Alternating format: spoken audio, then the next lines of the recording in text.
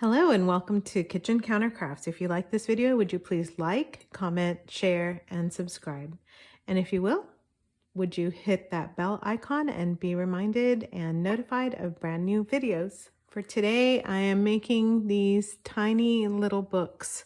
So I wanted to put them in that little thing so that they don't get lost on my counter, but they actually have little pages and they have several different signatures that you can actually write in or give them as a gift, or I don't know, write a little quote or a memo or something like that. So I hope that you think that these are as adorable as I do. And really, I was kind of daunted by this, but it's very, very easy. So stay with me as I make these. I'm going to get these out of the way up here. So in another video, I make some ephemera from a catalog, and what I used was the Victorian Trading Company, and yes, I ordered things from them. So they send me these, and instead of throwing away the lovely catalogs, I actually make a punch out using my 1-inch punch.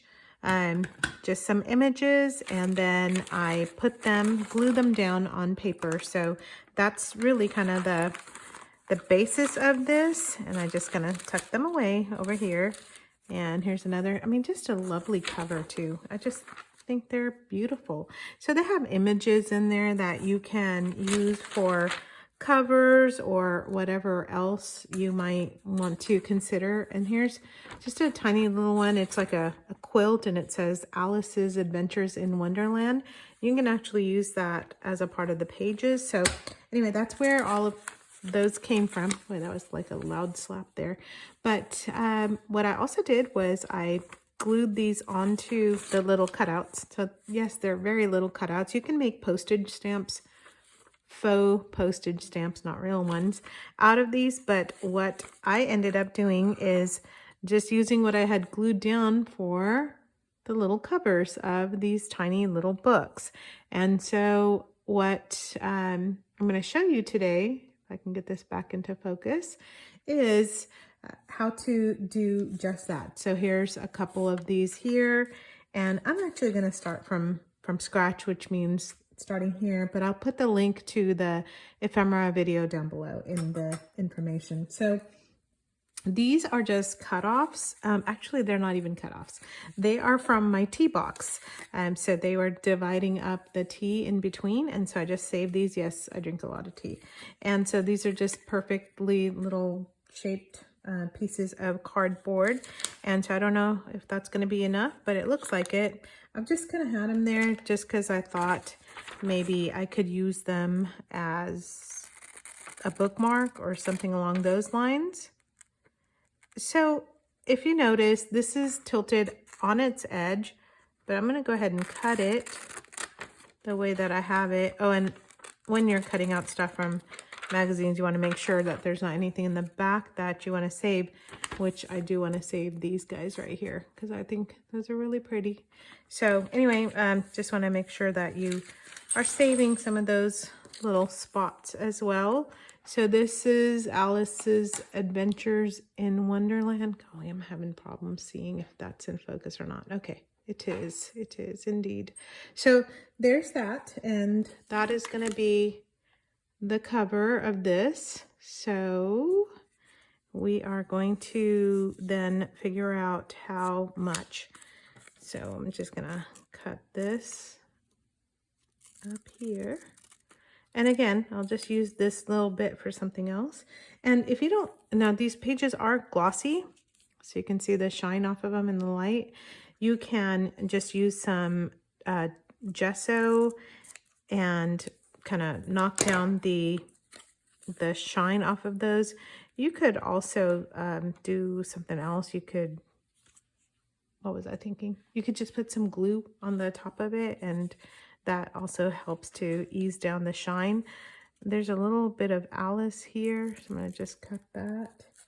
And then I'm going to fold this in half so that it looks like a book, but because I'm going to have a spine in between, I'm just going to cut this. And sometimes I have like a front image, and sometimes I have nothing in the back. So sometimes I have a front and back like that. That's just a piece of notebook paper. It's not notebook paper. It's just book pages on there. And then some of it is just blank. I thought this one was really pretty. And it says, beauty is common. All right. So beauty in common things, I think is what it is. Okay. So what I do then is I'm going to put just a sheet of paper so you can see what I'm doing. And this is yet another project that I just did a video on. So, but I'm just going to use that here as I bang the pots and pans around. All right. So all I'm using is a glue stick to glue this down. And yes, I could just put it on there, but I'm going to just glue that on there first. And I kind of like the brown on brown look. And I'm scooting it off to the edge here. And then whatever glue I have on my fingers, I'm kind of, you know, spreading it on there. So now I'm going to determine what's the length of my spine and how that's going to work. So I'm getting something very expensive, which is a chopstick. If you don't have a chopstick handy, you can use a knitting needle. If you don't have a knitting needle handy, I suggest you use a skewer rod or something like that. If you don't have any of those, you can use a pencil or just go and buy some Chinese food and just get it over with. And so anyway, I just have some chopsticks handy. So what I am doing is now just trying to create a spine. So if you'll see, if you just kind of roll it around, like purposefully on there, you'll get a little spine. Get a spine, would you? All right, so then I just go like that. So this is what I end up having is a little bit of a book. So now what I'm going to do is press this down, like kind of try to get a nice crease, and then just squish this down so that I have a nice crease there. And then it's actually, I mean, it's pretty good looking. Now I just kind of rolled that into this as a spine. You can make it bigger or smaller, however much you want. You're not trying to do like a tome here. So you don't want like a big, I mean, you don't, if you want a big thick book, you can. I'm just trying to not put too much, just make a little tiny little book. Well, what am I going to do with these? I have no clue. I just think they're adorable. I might try to tuck them into junk journals, and really you can hang them off with like a ribbon as a little tiny charm. I think that would be so cute. And that could have been the front of another book that you can use, but you know, I've been just kind of collecting things for like a Alice in Wonderland journal. So I just think that would be super cute. So there you go.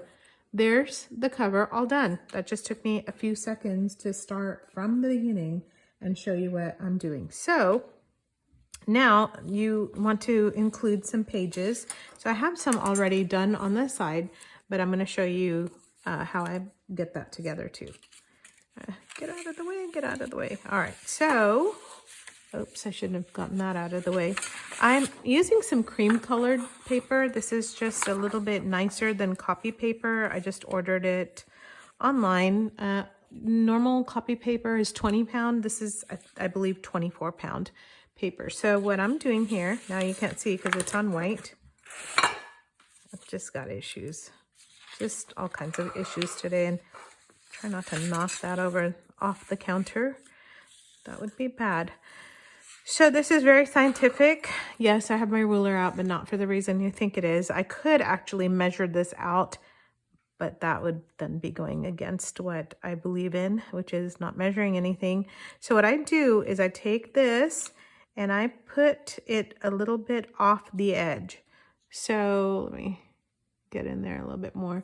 So see, it's a little off the edge here, and put something light underneath so you can see. There you go. So a little bit off the edge, and it's totally tilted, which you don't want that either. So what I'm doing is I'm bringing my ruler to the edge of the paper so that it stays straight, and then this just a little bit off. What it's going to do is give me a little bit of space up on top and a little bit on the bottom. So that's the size of the paper I'm going to make. And this is just an 8 by 11, so so it's 11 inches long, as you can tell on the ruler. And then I just use this as a guide for my next one, and I just line that up and try not to move it. And if it does, it's okay. That's what scissors are for. Don't worry, this is just a little tiny trash book. It's literally being made out of trash, so please don't stress out if you mess something up. All right, so that's really what I love about using recycled stuff. It kind of doesn't matter. All right, so I'm going to now do the same thing that I did down there with not measuring this. And see, it's almost exactly the right size for this. And so now what you want to do is not have it be at the very edge. So you're going to leave a little bit of edge there.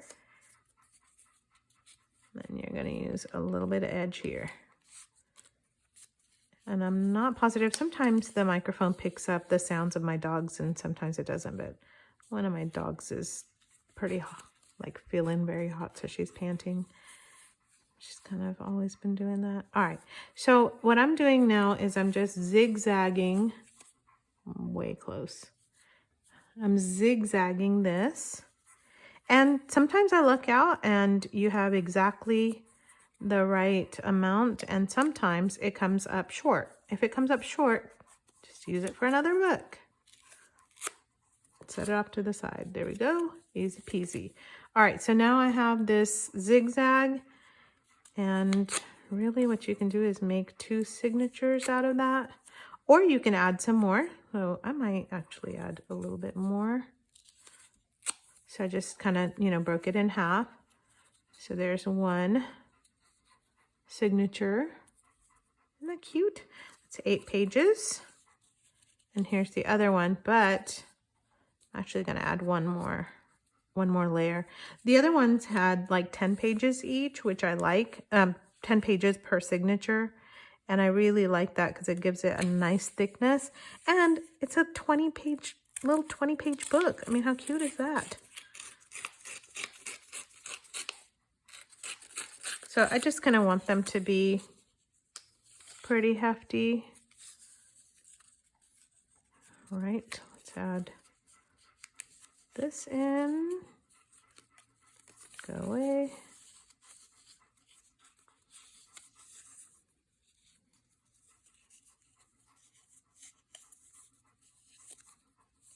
And then a little bit left over for the other one. All right, so I get, 2 per signature. And the rougher the cut, the more I think it looks kind of like an antique little book. There we go.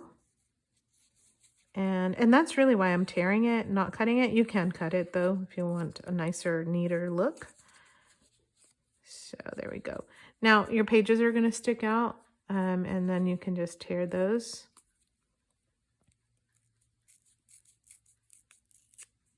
Just because sometimes when your signature gets a little bit thick, you kind of have to trim off the edges so that they all kind of look uniform. You don't have to do this part. You can just leave it looking messy. Some of mine I left and some I didn't. So it's just entirely up to you. All right, I'm trying to be like nice and neat here, and it's not really working out. Okay, I can handle that signature at another time. So I have 2 tiny little signatures, and when you take your book cover and just set them in, look, I mean, I could possibly add 1 more signature in there. Let's see if I could. Let's see if I'm lying to you here. Could I add 1 more? Oh, I mean, it's not the right size, so I'm just doing it for just yeah, I could. But since I have 2 for the purpose of this video, we're going to go with the 20 pages. I did one with 3 and it it doesn't seem to close very well. That's 2 in there, you can see. There's 2. Which one did I do with 3? That's 2. I think, yep, it's the first one that I did. Can you see that? It has 3 in there and it's not closing. And I want it to be able to close, so. All right, so now for the hard part. Okay, how do you get these signatures in? Well, you could sew them in, which is what I first thought I would do. And then I'm like, you're actually going to sew this in. Let's not do that. Let's take the path of least resistance. And that would be to just staple that in. So one signature is going to be on one end of the spine and the other one is going to be on the other end. So at first I was doing it so that this would be nice and flat, which actually I think I will do that here. So I positioned it in and now I'm just going to try to eyeball it and staple it. Hey, how about that? Right in the center. Okay, just don't get used to that. That may or may not happen for you. So it's nice and straight on the outside and it's stapled and that's in. Again, you could just stop right there, but I'm not going to. I'm going to grab this one and this one goes to the front. So I'm going to staple it towards this end, which is here. And by the way, this is just a regular old stapler, not anything exciting going on there. There we go. And look, I didn't even try to mess that up, but I messed it up. It's on this side, but I don't care. So if you do care, you can fix it. If you really don't care because you're using this as just a little dangle or something like that, then just fold up your pages a little bit like that and your book is all done. How cute is that? So again, if you want to just, that's looking awfully messy, so I'm going to just, there you go. And you still have the roughed up pages. If you have a sanding block, you can sand those down and it has the kind of the torn page look there. And then really quickly just X'd all that out. So for this spine, if you are good with it looking like this, then just leave it alone. Don't touch it. If you're not good with it, you can actually put a tiny little, I don't know, spine cover. And I just got this out of the books. So this one is one that I did before. See how it looks? I'm actually okay with it. I think it looks cool, but if you hate it, you can just glue that right on there and cover that up. So that's what I did here. And look what I did. I didn't even catch the top part. You can see a glint of a staple there up on the very tip top of that. Can you see it? Can we see it? There we go. There it is. You can kind of see it up on the top. So there's this book. This one, believe it or not, actually got stapled in the middle. I mean, as close to as I could get it. But they're just so cute. And that's all I got for you today. So I'm just making tiny little books for absolutely no reason. And if you enjoyed this, would you hit the like button? If you have some comments or maybe some suggestions for what you might do with this, that would be awesome. So if you'll share that, but really go grab your scrap paper, grab some washi tape. Those would make some really nice covers and make yourself some tiny little books. Until next time, bye.